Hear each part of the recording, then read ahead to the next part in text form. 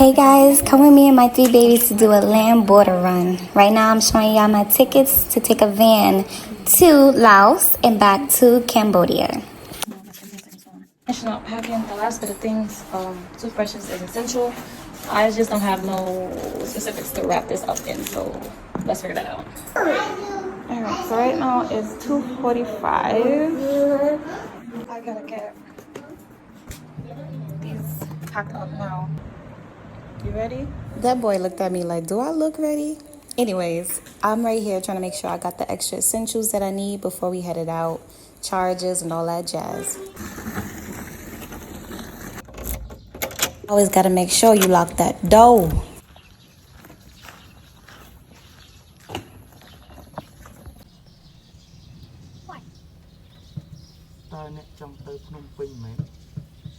Alright, y'all, so right here my tuk-tuk driver was asking me if I was going to Phnom Penh. I guess he was trying to get some extra coins, but I had to tell him no, I was not. Just to my destination, please, honey. Alright, so we made it to the van pickup on time, and my son wanted to be a part of this recording series, so I allowed him, and here we are. Hey, Rye! Now I'm really just letting him burn some energy before this 7-hour ride, y'all. We truly ended up being blessed that no one else booked this van heading into Laos because my babies got to rest and sleep peacefully without complaining and having their own space. Y'all know what that is as a mother with babies traveling. And I wish I understood what they was talking about because they was joking the whole ride. The entire ride was peaceful and the sights were so beautiful I couldn't even explain what I was seeing. So we stopped for a little bathroom break and I said, nope, I will hold it. Not the flies in the toilet. No, thank you. The natives were so kind here, and it's a very smart business tactic to bring travelers to pass by. What I didn't know that there were 2 forms of transportation needed to get there, and this is us switching over to the next form. This was a bus taking us to the border. Y'all, let me tell y'all, I had too much fun. This bus was bumpy and fun. Look at my daughter, just happy to be there.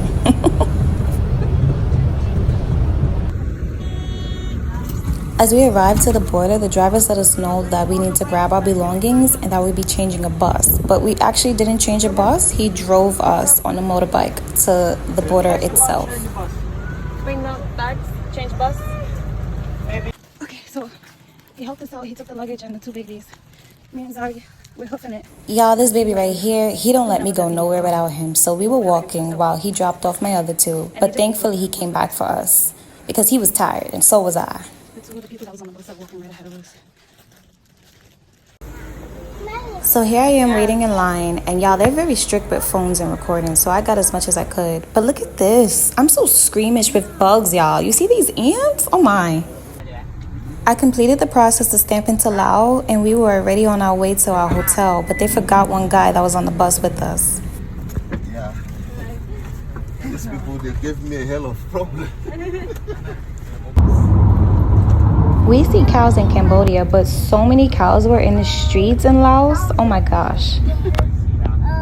We ended up being the first drop off, and I had to apologize. Have a good rest of your evening. It took me so long to finish paperwork for all 4 of us, you know, it wasn't just me.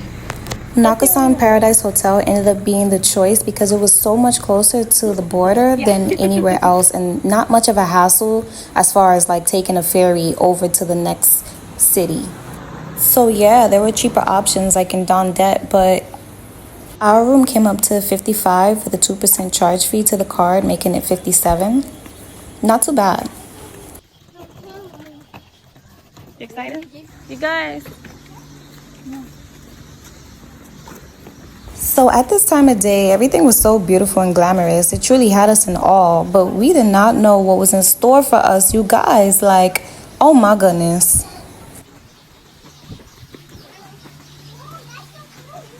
We walking past the pool, we see people having fun, enjoying themselves. You know, my baby's asking if we could go in later. I don't know. Thank you.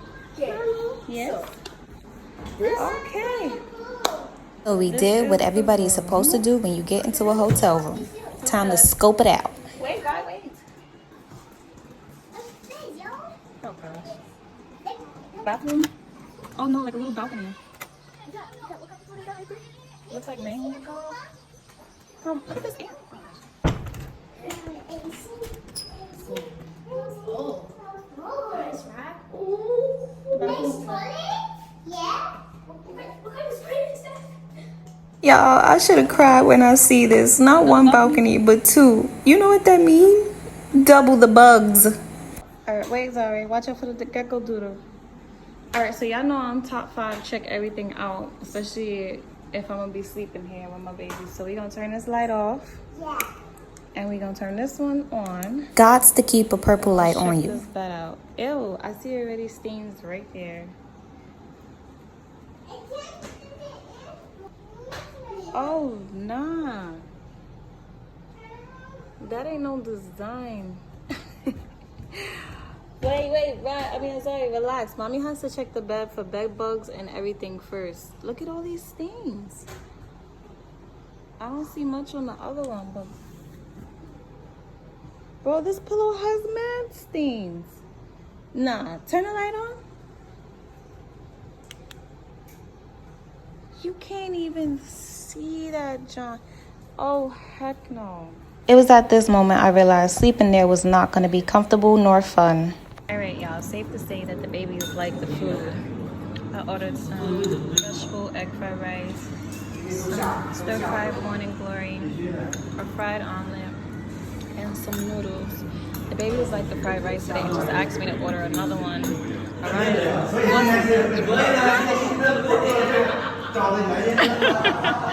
Alright, I know I look crazy and my face is breaking out and everything, but that's not even the topic of conversation. Y'all, we bust that ish down. When I say everything was immaculate, like I love my Cambodia. But only a few people in Cambodia know how to cook their traditional dishes correctly. When I say correctly, I mean to appease every taste palette. And I only found so far 2 to 3 restaurants that can do that in the whole Cambodia. Big shout outs to the Easy Eatery for real. So far, right? I tried a couple restaurants. The morning glory was perfect, flavorful, spicy. The omelet, flavorful. I don't even like eggs. For real, I never like eggs, and he just bust that down. The fried rice, we ordered another one. Loud. Your rooms is disgusting. These bugs are atrocious, but your food, chef's kiss, immaculate. Like, so power just went out, guys. You can't even see where y'all dancing. It's raining. The storm had caused the blackout, y'all. Make the best out of everything. Come inside before you get sick. So, but I want to go in the pool. Y'all would have been in the pool freezing. Come eat. Right.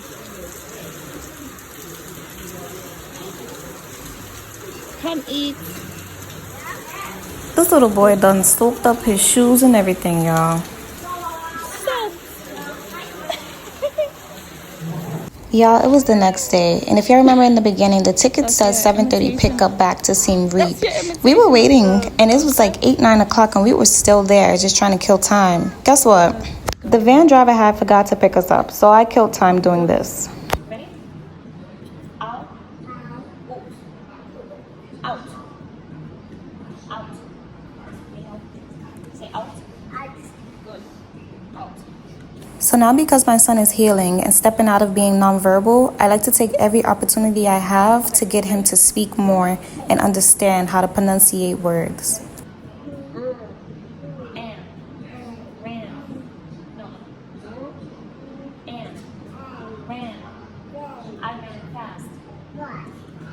It was 11:30 a.m., y'all, and the driver finally came to get us. And here go these damn cows in the street again. Oh my goodness.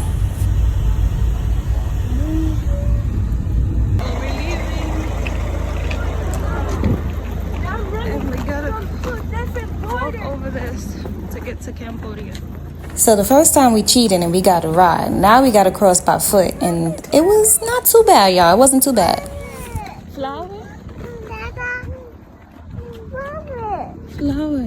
Everything truly started to take a turn right here because the babies started to get cranky. They were up early for a 7:30 pickup, which ended up getting us at 11. So they weren't too excited about walking. How was the border run going?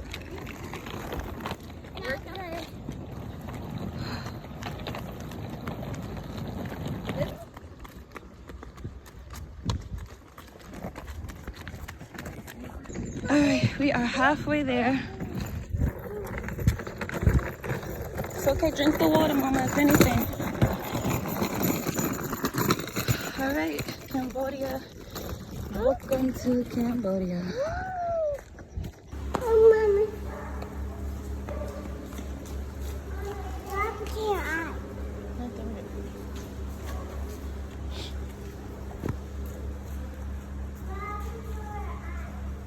Y'all, I truly can't get nothing past my baby girl. I can't hide my emotions. She can tell.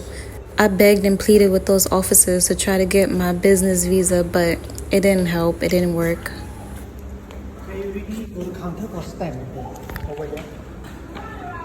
The officer instructed me to go to the booth to stamp in and take photos for the tourist visa.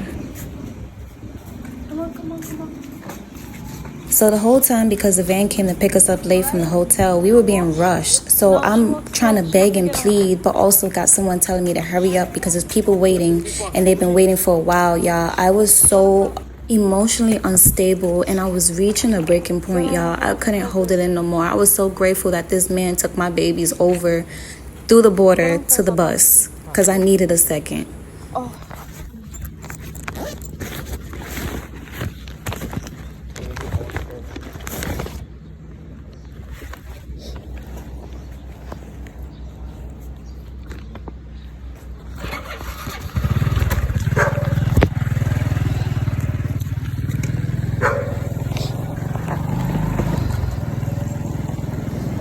Y'all, I don't usually show my emotions like this, but everything came crashing down on me at once.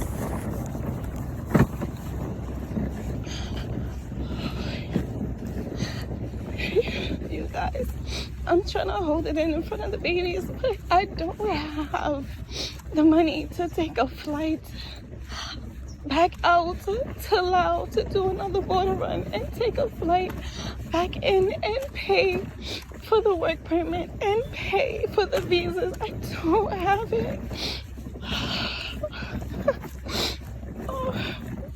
And I can't even afford to go back to New York. Like, I don't know what I'm gonna do, but I still have faith in the Creator. Oh my gosh.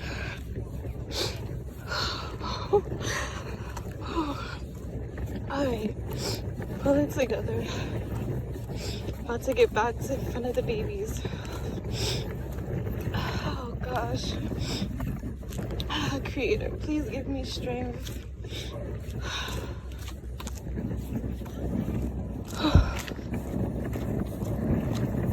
Y'all, I had to boo-hoo it out before I got back with my babies, or I don't know, I never try to show them any type of sadness in me.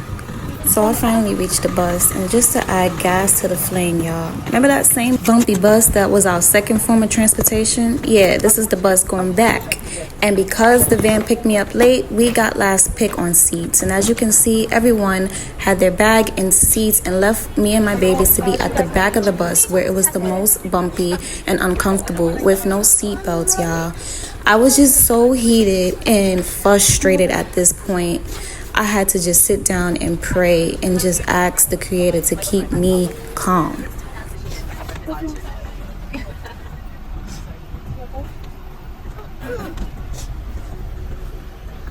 Are there no seatbelts for you guys right now? Okay. Oh. Alright, please see. His hair is gonna get caught on the Velcro.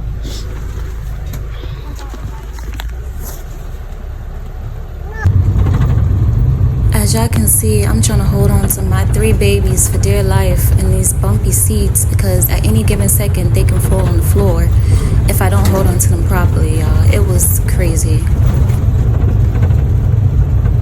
My youngest was becoming so disturbed because of all the bumping. We had just reached the passport checkpoint before you go over the Mekong River. So would I recommend a land border visa run for a mother with babies? Yeah. But I'll tell her to pray before she steps out the door. I've come to terms that everything in life doesn't always go to plan. And I'm no longer afraid to ask for help because I know my babies need me. We've been blessed to even be able to raise 6% of our goal. I just pray that you guys hear my call for help and that if you can't donate, you please share or repost this to your family, friends, or social media. Thank you. Be blessed.